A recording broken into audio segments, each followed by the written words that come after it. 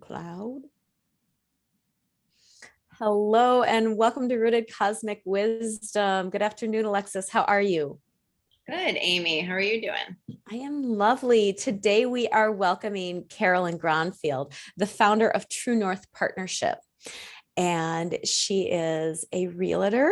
And my understanding and my view of this is she is pioneering a massive industry change that is starting out as this beautiful little grassroots movement of moving us away from property and land ownership to stewardship and partnership. So welcome, Carolyn. Hello. Yay, you're here. I'm so excited to be here. I am, and a little nervous. So that's okay. So that's a perfect description. And it is small but mighty right now. We're just sort of at our beginning and ideation stages and trying to separate out all of the stories that we have about the way that traditional land ownership is supposed to look and what our individual roles are in that process and how we can better support a higher way of thinking as far as the land as a conscious co-creator in this process and how to help the human, clients that we work with find the place where our service and our responsibility live and not just it's an asset and it's my piece of dirt that I own. That's kind of what we are working on right now. Amazing. How did this develop? How did this blossom into this little seed that's germinating? Oh, it's a long story. Like they're all long stories, but and we've got time for this long story. All right. Well, here's the shortish version. I've been a realtor for about 20 years, and I love most aspects of my work. But there are some difficult aspects, and some of those aspects started off as personal things, like how difficult it was to be a real estate agent and also a spiritual creature in the world and have the time and spaciousness. And so for a number of reasons, I started getting rather disgruntled with real estate as a larger career path and was starting to struggle to see how I could fit in and live the best life that I want to live within the confines of the stories that the industry has about what we need to do in order to be part of it. So it started there with like my own personal disgruntlement and nothing particularly lofty, but I just can't do this anymore. And I am very involved in a number of really wonderful, beautiful groups of women, like strong spiritual amazingness, and worked with some of my resources and with the Akashic Records. Pretty much going in there and asking permission to not be a realtor anymore. Like went to a workshop with Priscilla, who you guys know, and went in there. Everybody else went in there with like a passion project they wanted to do. Like they all had this amazing focus. And my focus was like terrified animal that doesn't want to do its job anymore. And I pretty much just like cried through the whole thing and just said like, I don't want to do it. I just want to go into my records and get permission to quit and get permission to figure out what is next for me. Because this is what I'm good at, but I just can't do it anymore. And Priscilla was really gentle. And she went in and talked to the record keepers and they said, oh, that's so sweet that you want to leave, but no, you're still a realtor. This is what you're doing. And just wait. There's more. Like you don't have it yet. You don't know yet, but there's more. So just hang in there.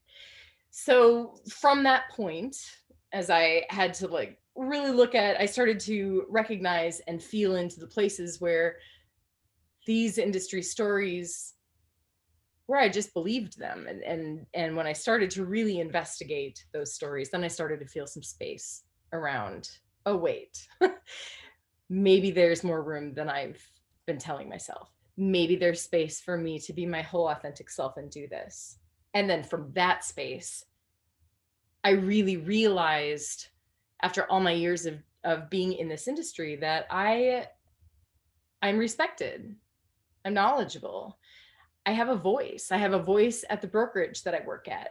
I have a voice with the board of realtors. I have a voice with my clients. Like, suddenly became clear to me, not like I'm in a wahaha powerful position, but actually I have credibility and I have the strength of my convictions. And so it started to become open to me that there was actually a way to, that this 20 years of experience has become a gift that allows me to bring a wider vision that has also started to drop in. So that's another piece of this.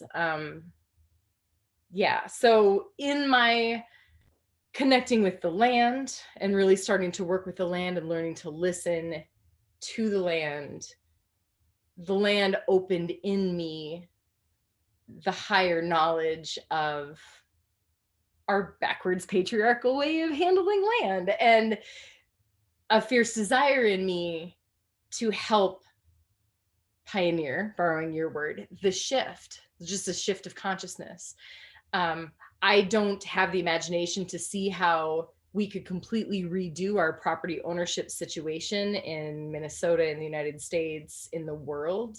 It's existed long before the term realtor ever existed, that the wealthy and powerful hoard the land and the resources that are part of that land and take from the land and give little back. That is so ingrained in our culture and really in the world. And I'm powerless to imagine how to change that. And these beautiful seeds of, but I can change my behavior. I can change how I serve the land where my house is located. I can change by planting seeds with my clients when I work with them, to talk to them about the subtle shift of like just turning that corner into stewardship and what that might look like. And so that has been an exploration for me. And I'm just in the beginning stages of what I think is going to be maybe another 20 years of where are we going with this? Because I actually have gone from like, I can't do this anymore to, wow, I can do this. And in a whole different way. So that was a longish version, but that's kind of everything that's going on. No, I love it. And it brings up a really great point of, I think there's probably a lot of people who feel that way. Because I think, right, there's many different scenarios of like, this isn't right. Like, I'm just not happy in my work. Yeah. But a big part of it could be, because I do think a lot of people choose a career for a reason.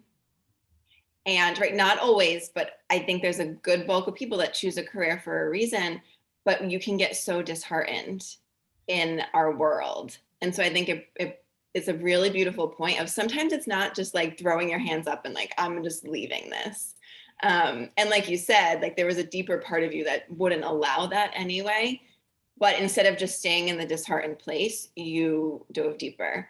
And so I'm sure that there's a lot of people in that position, because I do feel that there's a reason, right? There's a reason why you chose real estate at the start, and you may have been in a completely different place then, but like now it's unfolding, right? And like you said, 20 years, right? But you have the credibility, you have the voice. And I just think about like teachers and nurses and everyone in all different areas, like we need all of it. But imagine if everyone was connected into that deeper listening, the power of that, right? So I love that you bring this up, because it's just, it's something that's been on my mind a lot as well. Yeah, it's beautiful. We were literally talking before you joined us, Care, about the size and weight of our collective stories, and how with both Venus and Juno in Capricorn right now, Venus is asking us to check on our values. What do we value? And so much of your story is about your path toward your values and the claiming of that. It wasn't just claiming your voice, claiming your ability to move from your values. And this Juno piece, she's sacred contracts. And how many of our collective contracts have zero sacredness at all? They're just about what we can claim to ownership of. And so you had spoken about like, this is the seed to the wider vision. Could you share a little bit about the wider vision? We're going to push you a little bit. Push me a little bit. So there's what I can do personally with my 400 closest friends. We talked about that before, Amiee, when you and I have talked, like my circle of influence, if you will, the people who value my opinion and know who I am and probably wouldn't run screaming if they saw me on the street, but would come over and give me a hug instead. Like those people. And I have influence in that way with those people. And that is beautiful and important. And I'm really proud of that. And I've nurtured and cultivated that over many years. And I can also feel how I'm being called to something more, which I have to say, I've had some resistance to. Like when it was me and my 400 closest people, I was like, okay, I can do that. I can out myself that far. These people already know, like, and trust me, and I already know, like, and trust them. They're probably not going to run screaming if I tell them, like, this is who I am and what I believe. And if they do, if I lose a few, it's okay, you know? But what has, as I've continued to just open and soften and wait, because I've been in a waiting game for a while, just one step at a time, not having the whole vision delivered on a silver platter. But what has become more and more present to me is that, I mean, the real estate industry is just one facet of a wide web of things. It was described to me this way, and I love this vision. This is something that I focus on. My business is a tree, just one tree. And my job is to allow it to grow and to take up as much space as it can take. And one of the beautiful things that trees do is they clear pollution. And so as that has been sort of the foundation of the larger vision is, what can I do with my partnership, with my partners on my team, to plant our trees and clear as much of this collective pollution around ownership of real estate, around the hoarding of the few and the lack of service to the many, around taking the abundance and the resources that the mother freely offers and keeping them for oneself. There's all these pieces. But at the end of the day, like, how can I plant myself firmly in the earth and grow and stretch and clean up as much pollution from the larger industry in the world through me, and not just like stay small in the smaller group of people? And that feels really alive for me. And it's really scary. Like, it feels really scary to say, I want to change the way that real estate is conducted.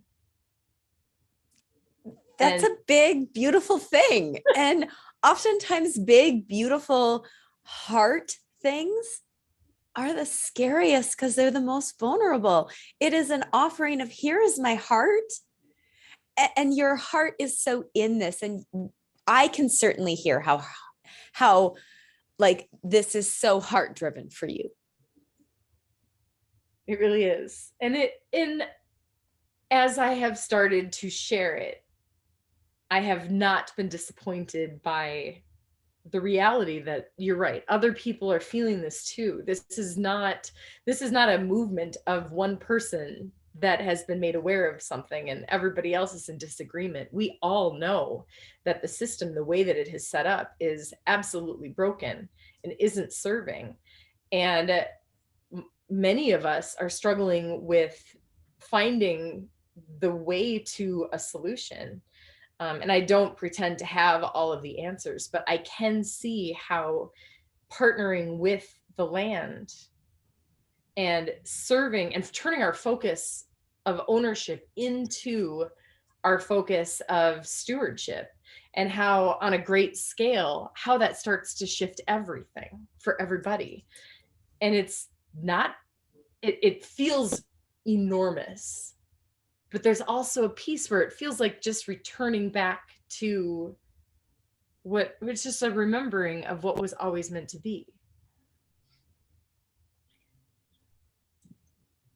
I love that.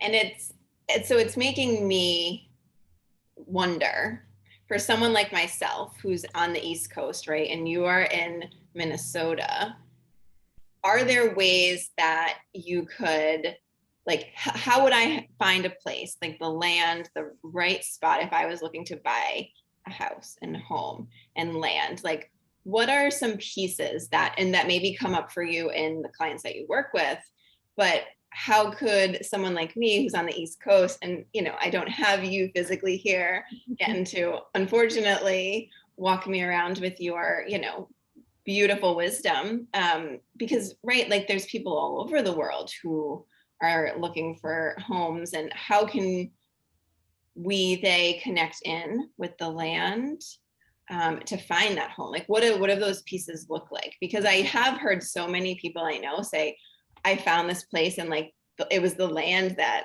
kind of called me there.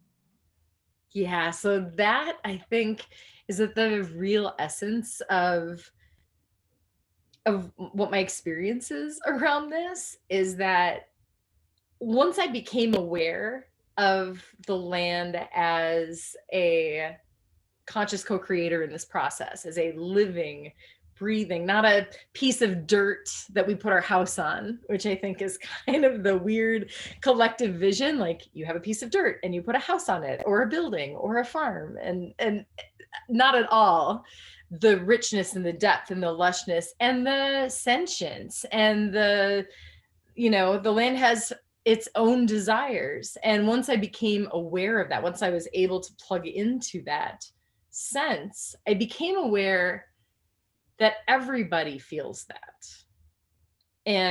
But not everybody recognizes that feeling within themselves. And so oftentimes my clients will come to me and we'll sit down together, and I'll ask them to share with me what their greater vision is, what they're looking for in their home, what are they trying to do?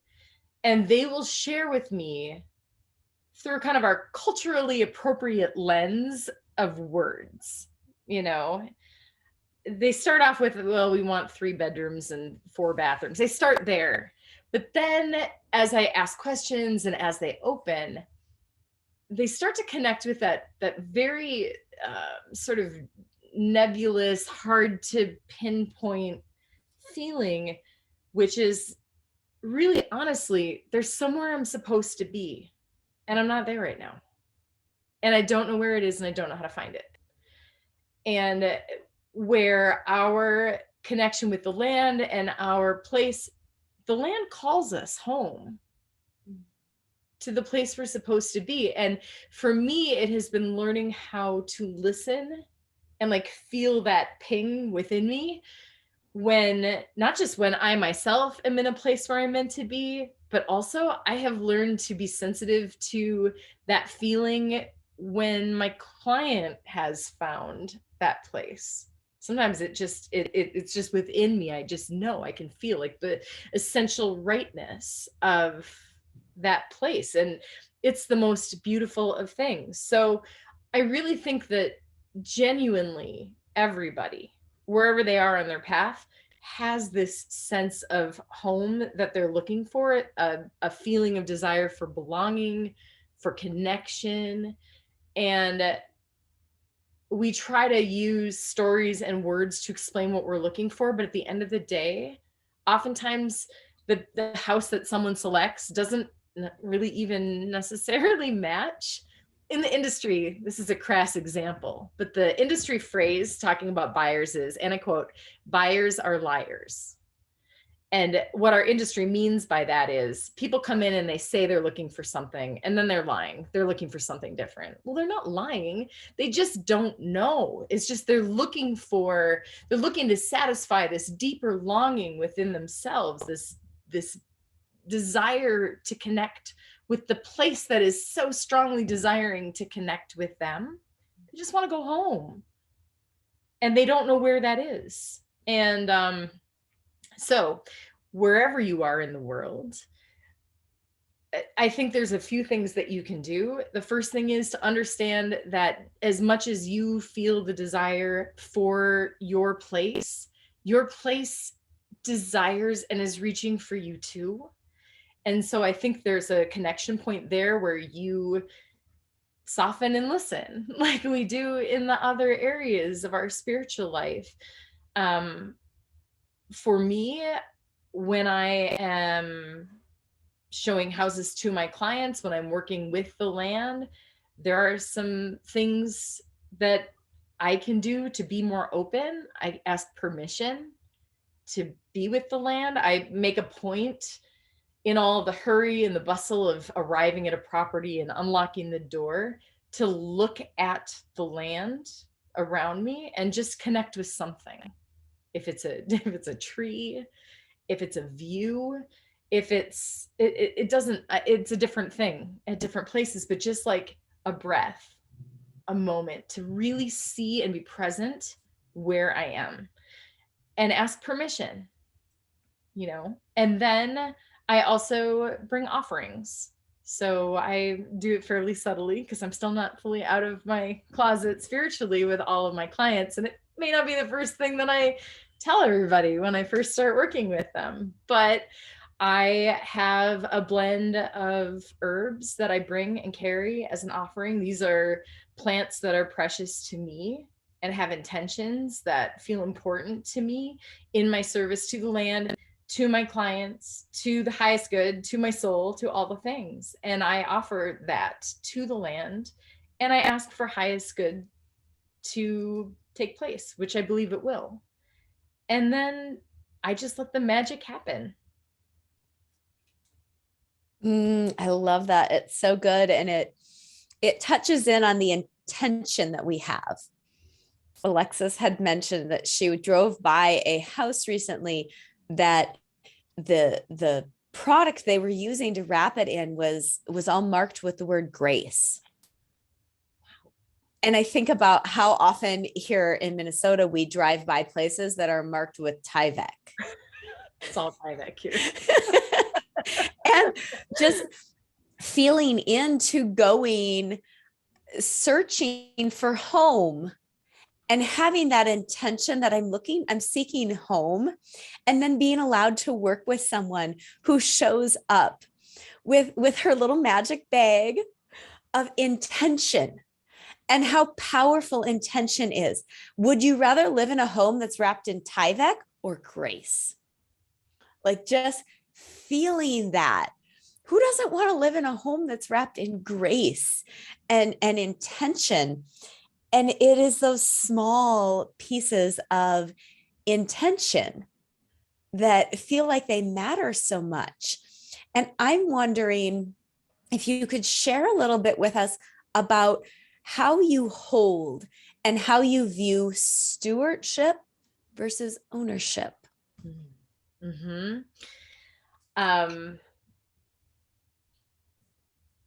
Let me think about that for a minute. You can feel it. We got time. Yeah. I guess the first thing that feels I need to say is that when I first started on this aspect of my journey around the integration of my spirituality and my work, which felt very separate for a very long time, one of the first things that I was told to do was to connect deeply with the land, and I didn't know how to do that. For a number of different reasons. But as I proceeded to continue to try to connect in with the land, and I finally was able to connect. And what I initially connected with for me was the wisdom of the original stewards of the land on which my house sits. And that was a really beautiful and really troubling experience for me. So I want to say that it has been both beautiful and difficult. But when I originally connected in with the stewards that served and cared for the land on which my house sits, the message for me was, it's almost like a download that's hard to put into words, but essentially what came forth for me was the reality that I came to them as an owner, and that what is needed or expected from me is to relinquish ownership in favor of stewardship.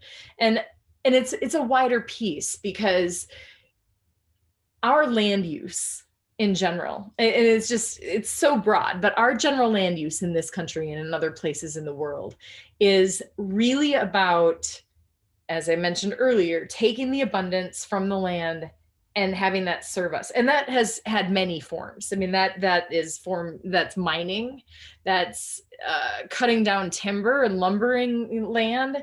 That could be taking the sap from trees and making syrup from it. It could be farming and cultivating plantings on the land and pulling from the nutrients and the grace of the land and the rain and all the things to create our own way in the world. And to some extent, most of us are connected through the land to our way of life. And we make a living in that way. We are still a nation of miners and farmers, and all those things still exist. So we have learned to take the land and use it to serve our need for survival, financially and otherwise. But what has been lost in that is that the land is here for all, not only all her human children, but all of her more than human children as well. So all of the plants and animals, and in our relentless desire to, and in our relentless scarcity and fear, we have taken and taken and taken. I mean, we all know this. We've taken from species to their extinction. We have destroyed our native landscapes to the point where our native plants, our pollinators are dying out. Like there's nothing about the land the way that it looks now in most of the places where your listeners are going to listen to this that looks like the land would have looked. And so, and it may not be possible to put it back. I mean, we have to admit that we've broken this toy to a certain extent, but she has amazing powers of regeneration. And with just little shifts towards stewardship, towards this is not me owning this land. This is now me as its temporary steward. And my mission as her temporary steward, should I choose to accept it, is to heal what I can. And that can look like a lot of different things. That could look like planting native plants so that the pollinators have a place to lay their eggs or a feed source. That could look like planting a garden and taking the overflow from that garden and bringing it to a nonprofit someplace that supports a community that you want to serve, and bringing that which we grow and cultivate. It could be trying to correct and repair the soil of our land, which has been so beaten with grass. I know I've been a longtime grass fan, so I probably don't have any credibility as I say this, but grass and pesticides, what we have done to the earth itself, to the soil. So there's many different ways that stewardship can look. That could just be having ceremony, having gratitude, making offerings, offering our service, offering of our bodies, offering to the animals in the area. There's so many little pieces and parts, and I'm learning right now how to do those things so that I can share those things with others. I love that.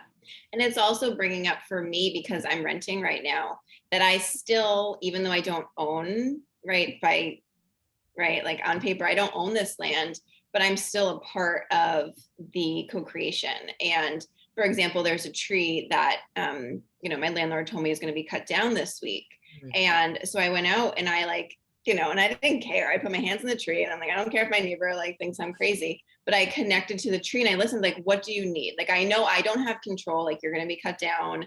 It already has the branches are falling and dying. And so I put my hands on it and I was just listening, right? For what I can do. And I think even if it's just the intention, we talked about intention earlier, or the listening, because there was a piece for me in remembering, and it brought me into, just different pieces that I could do. So I think even if you're renting or owning, it brings up a good point of that stewardship and what that looks like. And because I can feel that too, of people, I just rent, so it's not mine. I don't belong here. I don't have to take care of it. I don't have to, right? But there's a difference. And I can feel it with, my neighbors too, of like, we can still take care of this, even though we don't legally, right, own it. It's just a totally different way of, when you talk about stewardship, anybody can be a steward, right? Like that's a totally different thing than ownership, because ownership is one person owns this, and that person might not even live there. So that is another thing that it's bringing up for me, of the stewardship, that anybody can be a steward. And that's the beautiful part. Well, and I think that ownership versus rentership thing is one of our collective stories, that the goal, and to a large part, I think that there's a natural desire in us to have our place and our piece. So I think it's a human experience, and not just human. I mean, look at animals and their territorialism and their desire to have their piece. So I think that is beyond that. But I think that realtors in particular have created this myth of home ownership and the American dream, and created this, this is what you want. And in reality, as I experience the ownership versus stewardship, ownership is only a small piece of that. I think we are called to be where we're called to be. And sometimes we are in the position with our stability, our job, and our desire to, buy that piece of land using the traditional method. And we become an owner and a steward of that land. And we are just as called as a renter, as a visitor to a place. I mean, you could be called to go stay at an Airbnb for a time and create a relationship with that land there. I don't think there's like a magic thing where you have to buy it and then you have to live there to 3 to 5 years. And that's what magically makes you the steward of the land. Like, we can be stewards. I can be steward of a piece of property for the moment I take my client through it, just by asking permission to be there, offering and listening. And in that moment, although I am simply there, someone else owns it, someone else might buy it, all of those things, at that moment, I am a steward of that land for that time. And if my client elects to purchase it, for example, I am a steward of that land as I go through the process of the contractual pieces of like bringing in all of this serves the higher good of having this steward have the access and the care for that land. We just need to reframe a little bit and to see where our stories have taken us, because as renters, we are absolutely have the same obligation to steward for and care for the land upon which we sit, and the same obligations to have awareness for who the original stewards are of the land in which we sit, which in most cases, this land does not belong to the owners of the land, period, anyway. Mm-hmm. Yeah. And that was a big part of what came through with that tree. Also, like, as I went over to the tree, it was like really tightly, it was this beautiful, like with 2 big branches, 2 big trunks coming together, and it like old tree, but it was like, there's a garage and a fence, and it's like, it looks like it's like trapped. And it, to me, was this like kind of metaphor for what we've done. Because then it brought me back to, okay, what did this tree look like way back before there were houses and before there was, right, these properties. And what we have kind of done is like, we've dismissed what was there so that we could create what we needed or wanted in the time. But it was that kind of remembering, going back to like what it was, because I do think we're kind of coming together, right? It's always like the pendulum has to swing really far, and then we come in the middle. Like there are beautiful things about the technology and the things that we have created, but we have swung way too far in one direction. And there's a way of coming back where we can have the luxuries and the things we enjoy, right? Because I totally a fan of all the luxuries of life, and we don't have to dismiss and right, like that tree, just like, okay, well, I'm going to put all my stuff around you and ignore that you were here first to create what I need. And so it feels like there's this coming together of remembering what what the nature and what the land originally is and was, and that we can come together in that we can still create the lives that we love in partnership with the land. So I love it. And yeah, it's also bringing me to that, like we can be a temporary, right? Like you were saying, even at Airbnb, like we can be a temporary steward of the land. And I know for me, like I can feel, I love this house. I love this neighborhood. I can walk to the river. Like it's my dream neighborhood. And I can feel there's a next place for me. And so I've been feeling into what is that? Because, we can be temporary stewards. And I think there's really big importance in that too. Because I think that's another cultural, piece of like, if I am a steward and I own something, I have to live my life out doing that thing. And that may be true in some scenarios, and then it may not be. And I've heard so many people when you said like, that it's just not right anymore, or there's somewhere they want to be and it's not there. I've heard so many people just in the last like week having these conversations about moving, or like they thought they were going to be somewhere forever, and they're like, all of a sudden I realized I need to move. I just don't know where. And that is another piece of it, of like that temporary place that was perfect for us. And now we're being called somewhere else because we don't even know yet, but that there is something there for us.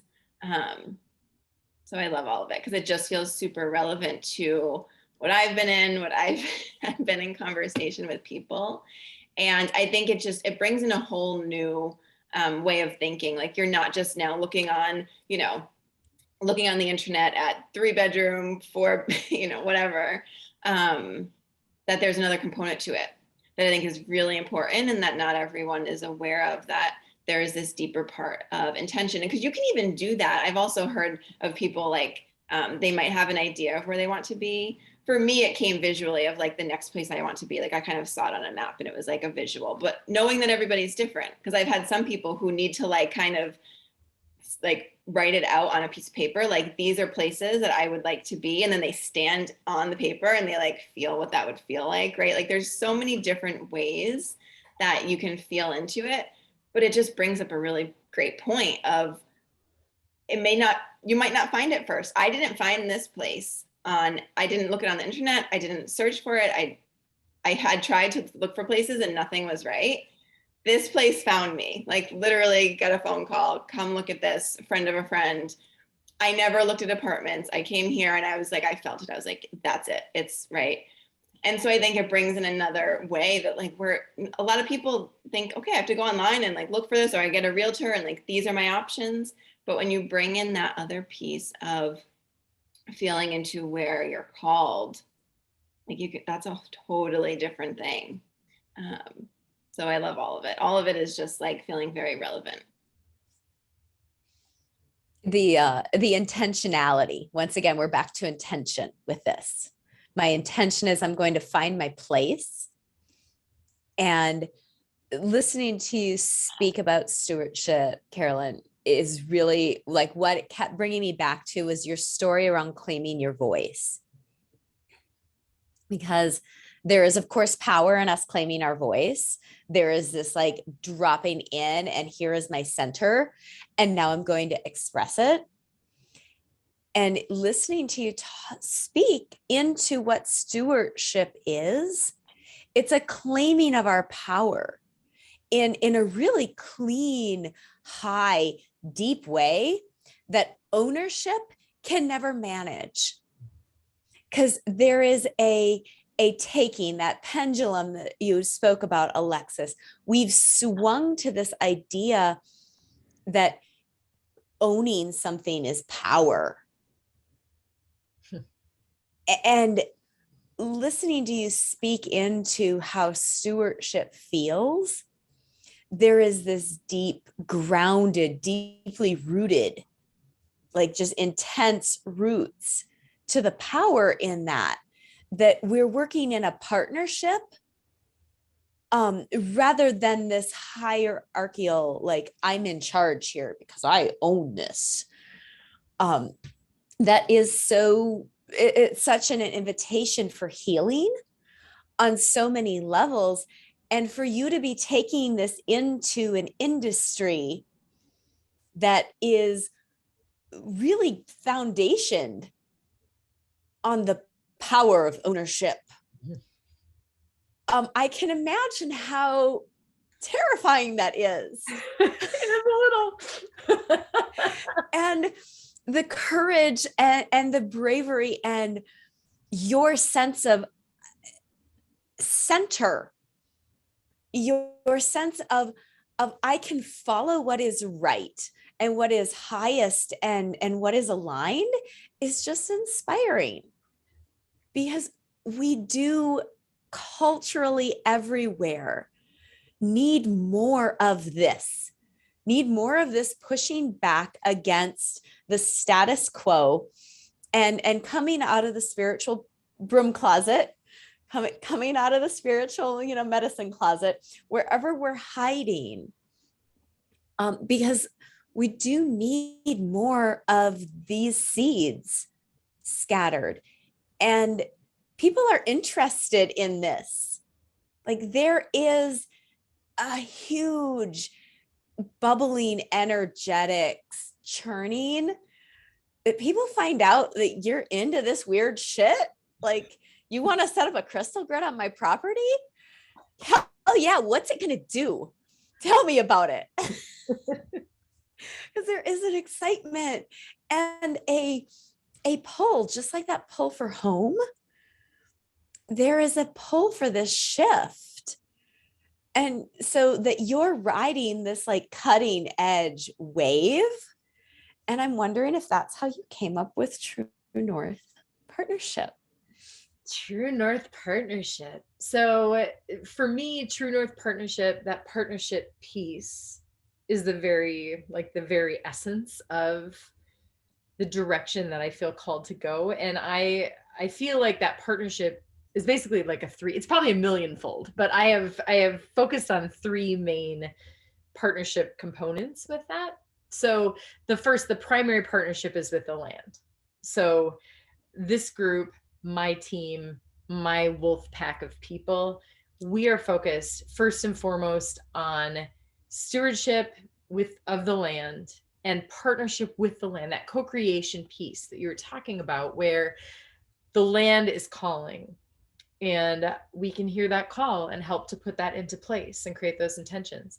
There is also, of course, partnership with our clients, because they are feeling that same call, that same pull to find their place of belonging, their place of responsibility, their place of connection and stewardship and service with the land. And then the third leg for me is about the people in my little non-hierarchical wolf pack of people. I have a very small but mighty team right now, and I think we're going to grow quietly over time. I think there are a fair number of individuals that share these sensibilities and these desires and want to plant their tree and clear pollution and build something different, or remember something from the past, create a new way of stewarding the old way in a new, more technologically savvy area. So oftentimes with real estate teams, real estate companies or agents have formed teams to help them to deal with the absolute boundaryless, crazed stories that we have around what we need to do as agents and individuals to be a realtor, and how we need to show up for our clients every moment, all day, all night, all the time. And one of the pieces that feels, one of the stories that I am aware of is that I have always believed that I needed to be as neutral as possible. and sort of be Switzerland. That's sort of been my, I'm Switzerland. I don't have an opinion. I don't share my views on spirituality, my views on politics. I don't do any of those things because, of course, my clients come from different backgrounds and they have different beliefs, and I'm just going to be Switzerland, and what they believe is fine. And I still believe that what my clients believe is fine, and that they don't have to have the same opinions that I do, that they don't need to. I haven't moved from that. But anytime, for me, this is not exclusive. I have simply started to hear a message that is being put out that other people are hearing as well. But other people are focused on other messages, and that is okay. So I am open to serving the land with anybody that wants to serve the land with me.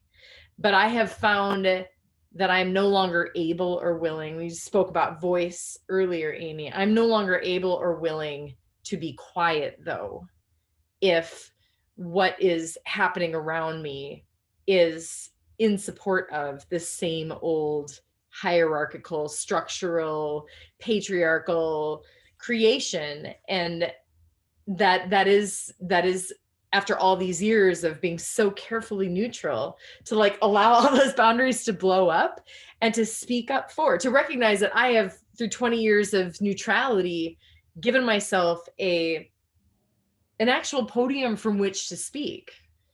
Because I haven't really been eccentric. I haven't really been as rooted in the esoteric as I am right now. And so I'm respected. And that sounds really jerky, but the reality is that I come to this as normal enough to be heard. And I've plugged into that system for long enough to understand it from the inside. So I really feel like, as I continue to refine my group of people, my partnership with the land and my clients and my coworkers, my co-creators in the True North Partnership team, that voice comes from that experience of being there. I don't know if I pulled that all together as well as I wanted to, but you did. I am wondering, sorry, Alexis, I am just wondering very fast, if you have any good stories of moments where you have used your voice to not stay silent in the same old that you would be willing to share with our listeners. Oh, that's a good idea. Actually, I'm going to share this. We have a DEI committee at the brokerage that I work at. I work at a wonderful, beautiful brokerage that I've worked at my entire career. But the makeup of the agents and the ownership and our client base is very similar to the makeup of Minnesota at large. We're like 50-50, progressive and more conservative in our viewpoints on things and whatever. And I tend to be rather progressive. So as you probably can hear from our conversation. So I'm on the diversity, equity, and inclusion committee for our brokerage, and we are working to make real change in our physical makeup, our clients and how we serve them, and to try to fix and correct the ways that realtors by and large have created a real mess of fair housing. We've created a real mess of the way our communities look now, the lack of integration. This is not a coincidence or a mistake. This happened willfully and created profit for individual people. And so trying to unwind our own creations as an industry is really painful and difficult. And so that is, the place that I come from on that committee. But of course, the brokerage, the ownership of the company also is trying to serve people that don't view things the way that I do. And I was recently at a committee meeting where one of our committee members, we were talking about what our next initiatives are going to be and where we want to focus. And one of the other agents, who's wonderful, but his idea of the next initiative was to smooth over the ruffled feathers of the peoples whose feelings were hurt when we asked them to take a stand and say, I'm going to sign a pledge that says that I'm going to look at my own behavior from this point forward and see where I have not been following the right path in terms of my diversity, equity, and inclusiveness with my clients, with my coworkers, with whatever. So we asked for a very subtle, like sort of milk toasty pledge from our sales executives and employees of the brokerage to sign. And many hundreds of people signed it, but other people were angry about it. And the initiative to smooth over the ruffled feathers of the people who were angry kind of made me angry. I'm not gonna lie. Normally I would just mute myself and be quiet, but instead I found myself accidentally unmuting and not being Switzerland in a room full of people, and basically said, it's really sweet of you to want to smooth their feathers. I want to drop kick their asses out of our brokerage. Like, they don't belong here. We don't want them here. And my broker, who's this amazing, visionary, capable woman, I mean, amazing, just said, well, our brokerage is made up of, people on both sides, and we have to take this position of neutrality. And she could have just spoken all of the words of my inner self for the last 20 years and how I have viewed myself. And at that moment, I suddenly realized, holy shit, no, like, I can't do that anymore. I am not that person anymore. I can't be neutral about this.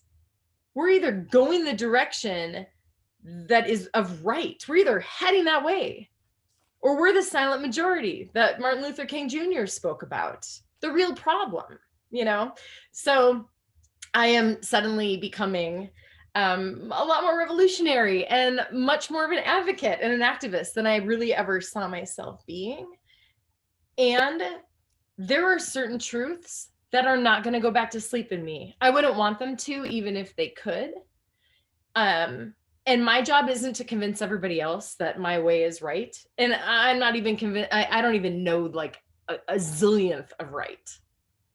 But what my job is now going forward is to like plant seeds in the people around me, whether it's my coworkers at my brokerage, my clients, my friends and family. My job is just to plant the seeds, and they will land in fertile soil or they won't. I'm not going to stress it, but I am also not going to be quiet anymore. So that's my story. I'm sticking to it. Way to go, you fierce feminine, you. I am very fierce. Love it. Yeah. And it speaks to that, like you standing up for you in your essence. And that, like you said, like you can't, once it's there and once it's out, there's no putting it back in the box. And I think some people are really scared to like take those first steps. So I guess a question too is, what did it look like in the walking your way out and dropping these essences of you into your business, and how it's been received by whether it's coworkers or clients? So really beautifully, actually, which is probably not a major surprise.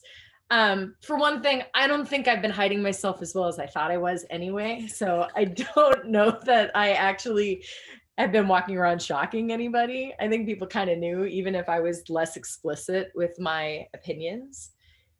But I really think that as I have like moved into greater alignment, whether or not other people agree with me or not, I think they understand that I am speaking with the voice of my own essence, that I am speaking my own truth. And whether you agree with me or not, because you don't have to, but whether you agree with me or not, I think we do as a species naturally respect when a person is coming to us from their own truth. Where we get all hung up and struggle with other people is when they're not speaking from their truth, and we can feel that lack of authenticity because we felt it in ourselves. So we know what that looks like when they're parroting things they've heard on the radio or on podcasts or whatever, but it hasn't sunk through them. And it isn't authentically who they are. So the reality is that A, I wasn't hiding it as well as I thought I was. And B, as I have moved towards being more centered in my own essence, all I have found is more love and more truth and more connection And that vulnerability has only endeared me further to the people around me.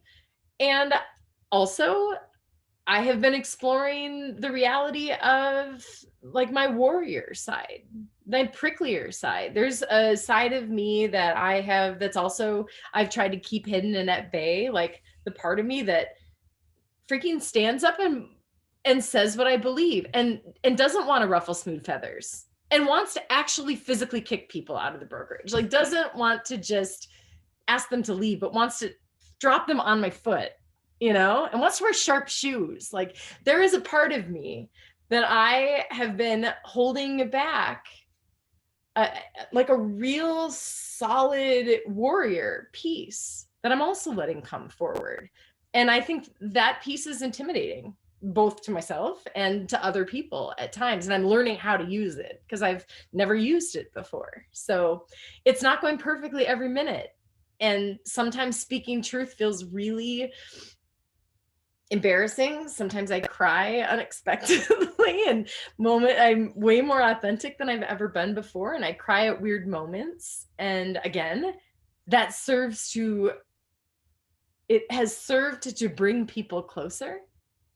It has given the people around me permission to bring their own essence, whether it be the prickly warrior type or the moody crying type. It has allowed for that. So really what I can say is I was so afraid of this for such a long time. So afraid of being out in an industry that doesn't have a whole lot of space for, we have very orderly ideas of what we're supposed to support, how we're supposed to vote, what we're supposed to believe in. In Minneapolis and St. Paul, we had rent control measures, basically rent stabilization measures on both of our ballots in our most recent elections. And Realtors party line is very clear. We don't ever get in the way of people making money with property, no matter what. You never vote against your investors making money on property. And unfortunately, I can't follow that party line anymore because the reality of the need to create stable, beautiful neighborhoods for all of our people, including our BIPOC communities, is so essentially part of my essence that there is no space for me in that party line. And that's just but one very small example of a greater rift I have with my industry in general. But most of what my industry is up to is mindless. There are a small number of people that have created this and have put this into place. And most of us have just been running the story and listening to it and doing it without consciousness or intention. And it's an industry full of amazing people who are trying to serve the world in the best way they know how. And I really believe that as we continue to first learn what our message is and continue to put that out into the greater world, like pioneer that message out, that once people are aware of how they are behaving within a system that doesn't work for everybody or even for anybody really anymore, that the change is going to multiply itself. Because this is the right way. It's the higher way. I know it. I know it in my... I'm just over here crying because I'm just so proud of you and just in awe. So don't mind me. You go ahead, Alexis. No, I had goosebumps all of that time you were talking because there's just, there's a lot of pieces, but one of the pieces that's jumping out too is that I think that it's a beautiful example of how there is no place that you cannot bring your essence. Yeah. And that when you do, right? Because I've heard so many people say like, I can't bring my spirituality into my work, or I can't bring it, whatever. But, and the piece that you said of like, there was a lot of fear, but it's been received beautifully and so much love. And within yourself that's grown. And despite all the pieces that we have to go through and all the little hiccups, most of it is limiting beliefs that make us believe we can't, right? That we can't do something. And it's really not true, because I don't think there's any job that you cannot bring your essence to. And so, yeah, I had goosebumps the whole time, because I think it's just like, this can be applied to whatever you're doing. And that when you bring that essence, there's a different vibration that you bring, and that others can feel, and gives them permission to do the same. So yeah, same. I'm just over here like, Yeah. Yes. Yeah, you go, girl. Yeah. And especially in those careers that are, seen as more just straight and structured, and there's not a lot of leeway, so yeah. I think we just need more essence from, like, just fucking bring the essence here. Enough. From everybody, from our lawyers, everybody, from our bankers, from all of these institutionally minded, all of us, there is space. I totally agree with that. Yeah, because I do agree that when you're dealing with somebody who lacks authenticity and vulnerability, what you're really feeling is their lack of accessibility and their ability to connect. And when you can connect, you can find common ground. And it doesn't need to be all, like, we don't need a bunch of clones running around. And we all have common ground, because our common ground is that we all want to build good, stable lives and feed our families and raise our children and be with those we love. Like, that is such an essential part of the human condition. That's what we want to do. And there's our common ground. So how do we build from that? And that you are bringing this and pioneering this and moving this in an industry that, yeah, to a lot of extent has been built on how do we make sure that our investors make as much money as possible. It takes tremendous courage, and it takes incredible backbone to be like, I just want to kick them out of the brokerage then. Piss off. There's the door. And yeah, I was really hoping you'd tell that story. I'll own it. Yeah, no, I mean, the reality is that there is much more to come, and I can feel, I still am afraid, and I am still have anxiety about the level of vulnerability that I expect of myself now as I move in the world. And I am pleasantly surprised and filled with joy by how much it has worked to be of my essence. And I am also ready to release and let go of the people who can't choose this path with me, and just recognize that there are some people that, will not want to upset the status quo, and that we have generations upon generations of messaging that what our job is as adult humans is to own a piece of property and then create generational wealth, which we can transfer to our children so that they have a better life than we did. And it's very, I don't know what the word is. Nepotism is the word. I can't think what it is, but it's just this very linear, like, this is what we do to help our offspring, and their life will be better than ours, and we'll do this. And along the way, I mean, real estate is a huge aspect of that. It's a huge aspect of that intergenerational transfer of wealth and that dream about what life is supposed to look like. And I think it is wonderful that people find their place and find their stewardship and find their responsibility to the land.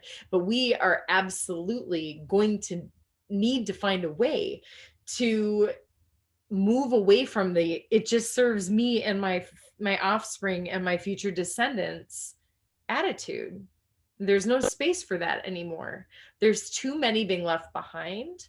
And there will be clients and other agents and other forces along the way that will disagree with me about the right way to move forward. And we simply will not be able to work together. And I accept that. and I respect that they can go their way. And if my broker tomorrow kicks me out of the brokerage because of the beliefs that I have, then I will go somewhere else, or I'll start my own. Like I will be undaunted by, you know, the contentious feelings that my strong opinions might create in other humans. But if I'm out there planting seeds, they will grow in some soil, and we only need so many trees to clear at least some aspect of this pollution and make this industry and the world better than it is right now. So I kind of want to be like, and that's a wrap. Like that was such a mic drop.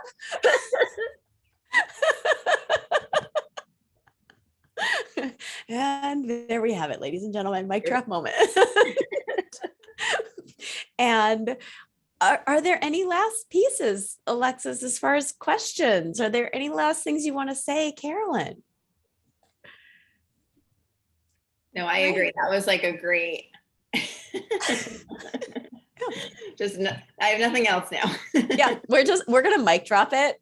yeah, I feel the same way. Like I just want to say thank you though for the opportunity to come on and share this with you, and to clear another level of my own, like to be vulnerable on a different scale and in a different way. And that just really felt really beautiful to me. So I'm really honored to have had the opportunity to do this with you. So thank you, ladies. Oh, thank you for being with us.